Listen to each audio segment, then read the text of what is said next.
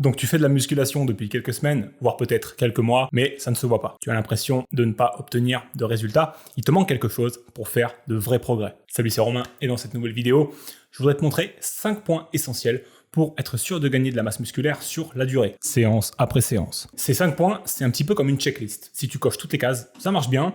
Et si tu oublies d'en cocher une, ça marche beaucoup moins bien. On y va, c'est parti. La première chose dont il faut que tu sois sûr pour gagner de la masse musculaire, c'est d'avoir un volume d'entraînement suffisant. Alors rappel, le volume d'entraînement, c'est la quantité de séries que tu vas réaliser pour un groupe musculaire sur une semaine. Par exemple, si sur ta séance PEC, tu réalises 3 exercices avec 3 séries par exercice, tu vas donc réaliser 9 séries pour les pectoraux, c'est ton volume sur la séance. Donc, si tu n'as qu'une seule séance PEC sur la semaine, ce sera ton volume sur la semaine. Et si tu fais 2 séances identiques, tu auras 18 séries, ce qui est déjà assez élevé. Comme on l'a vu dans mes précédentes vidéos, pour progresser efficacement en musculation et d'après les études scientifiques, il te faut au moins un volume qui tourne autour de 10 séries par semaine et par groupe musculaire. C'est vraiment ce qu'il faut viser au minimum, en particulier si tu es débutant. On peut évidemment faire plus, mais c'est déjà un bon début. Du coup, pour chaque groupe musculaire, construis-toi un programme qui comprenne au moins 10 séries par groupe. Tu peux par exemple sélectionner 3 exercices pour les pectoraux et faire 4 séries sur le premier, 3 sur le deuxième et 3 sur le troisième. Répéter l'opération pour chacun des groupes. Ok, faire des séries c'est bien, mais pas n'importe quelle série. Une série d'entraînement, il faut que ça compte. Et pour ça, il faut forcer. Il faut de l'intensité. La question c'est comment être sûr de forcer suffisamment sur tes séries pour provoquer la stimulation musculaire nécessaire à la croissance.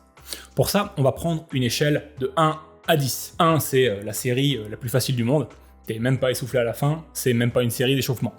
10, c'est la série sur laquelle tu vas à l'échec musculaire, donc la série avec l'effort maximum que tu es capable de produire. Maintenant qu'on a les deux extrêmes, on peut avancer. Sur chacune de tes séries, tu dois essayer de viser un score de 8 ou 9, c'est-à-dire terminer tes séries en étant proche de l'échec musculaire. Ce qui veut dire qu'à la fin de ta série, tu ne dois pas te sentir capable de réaliser plus d'1 ou 2 répétitions supplémentaires. C'est pour cette raison que tes séries ne vont jamais être fixes en termes de répétitions. En adoptant une stratégie où tu t'entraînes proche de l'échec, le nombre de répétitions que tu seras capable de faire série après série va diminuer. Par exemple, si sur la première série tu fais 12 reps avec 1 ou 2 répétitions en réserve, tu seras capable d'en faire que 10 ou 11 à ta deuxième série et probablement que 9 ou 10 reps à la troisième. C'est le signe que ton muscle fatigue et ça tombe bien puisque c'est ce qu'on cherche. Il ne te reste plus qu'à tenter de faire progresser ta charge de travail au fil des semaines. Ok, la séance est finie, mais il est encore possible de tout bousiller avec une mauvaise alimentation. C'est la magie de la musculation. S'il y a 2 choses importantes que tu dois être sûr d'avoir pour gagner du muscle, c'est des calories et des protéines. Sans quoi, les dégradations musculaires que tu auras provoquées avec tes séances ne pourront pas être surcompensées par manque de nutriments. Bref, pas de croissance. Pour les calories, tu peux partir du calcul suivant pour commencer. Tu prends ton poids de corps et tu le multiplies par 33. Et tu obtiens la quantité de calories approximative dont tu as besoin pour maintenir ton poids. Tu ajoutes alors un petit surplus de 200 calories pour favoriser le gain de muscle tout en minimisant le gain de graisse. Dans mon exemple, ça donne 84 kg multiplié par 33 égale 2772 kcal pour me maintenir à mon poids, auquel j'ajoute 200 calories pour gagner du muscle, donc 2972 calories. Pour les protéines qui sont les briques du muscle, tu pars de ta masse sèche et tu la multiplies par 2. Ça te donne la quantité de protéines en grammes qu'il faut viser chaque jour. Pour moi, ça donne 75 kg de masse sèche, multiplié par 2 égale 150 grammes de protéines par jour. Ouais mais attends, moi je connais pas ma masse sèche. Pas de panique. Tu peux télécharger gratuitement mon kit de démarrage de la muscu. Tu vas y découvrir les meilleurs exercices pour progresser, même si tu t'entraînes à la maison, avec un programme simple et détaillé, des idées de recettes simples pour prendre de la masse tous les jours, et un petit formulaire pour calculer ta masse sèche, ton besoin en calories précis, et découvrir tes besoins en glucides, lipides et protéines. Alors tu peux découvrir tout ça sur la petite fiche, mais tu peux aussi aller dans la description de cette vidéo, il y a aussi un lien. Si tu as du mal à gagner de la masse musculaire malgré un entraînement régulier, c'est probablement que ton programme d'entraînement n'est pas régulier. C'est-à-dire que tu changes tout le temps tes exercices de séance en séance. Tu n'as pas de réelle structure d'entraînement. Et je le répète, pour progresser musculairement, tu dois faire mieux de séance en séance. C'est-à-dire augmenter progressivement tes charges de travail ou, si c'est trop dur sur une séance donnée, d'être capable de gagner quelques répétitions sur tes séries par-ci par-là.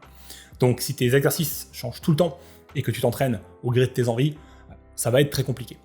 A l'inverse, planifie tes séances sur la semaine avec un nombre limité d'exercices. Par exemple, 3 exercices pour les pecs plus 3 exercices pour les abdos le lundi, etc. Ensuite, progresse sur ces mouvements sur la durée.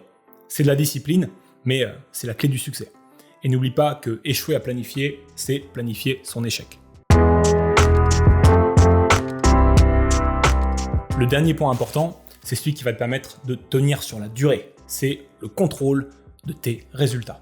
Alors, pour une bonne prise de muscle, un pratiquant qui débute avec une génétique moyenne peut viser une augmentation de son poids qui est équivalente à 1,5% chaque mois. Donc, si tu débutes avec 75 kg, tu peux viser 1,1 kg de gain par mois.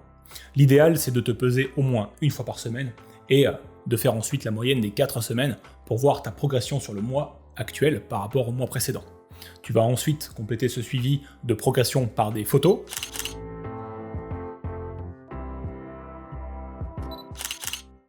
Et des mesures avec un mètre ruban.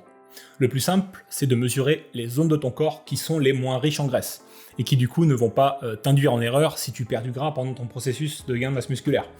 Généralement, l'idéal c'est de prendre ton tour de bras, des mollets et des épaules. Avec ces 3 moyens de contrôle simples, tu auras une bonne idée générale de ta progression et ça te sera facile de savoir si tu dois faire des ajustements ou non. Respecte ces 5 points et tu gagneras du muscle beaucoup plus facilement. Pour aller plus loin, tu peux télécharger ton kit de démarrage de la muscu et découvrir une fiche calcul complète des nutriments et des calories, mais aussi des exemples de recettes ainsi que mes meilleurs exercices pour progresser même depuis la maison. C'est disponible en cliquant sur la petite vignette qui est juste là. Et si la vidéo t'a plu, abonne-toi, clique sur la cloche et laisse un pouce bleu. On se retrouve très vite pour de nouvelles aventures sur la chaîne. D'ici là, comme d'habitude, c'est toi le plus fort. Salut!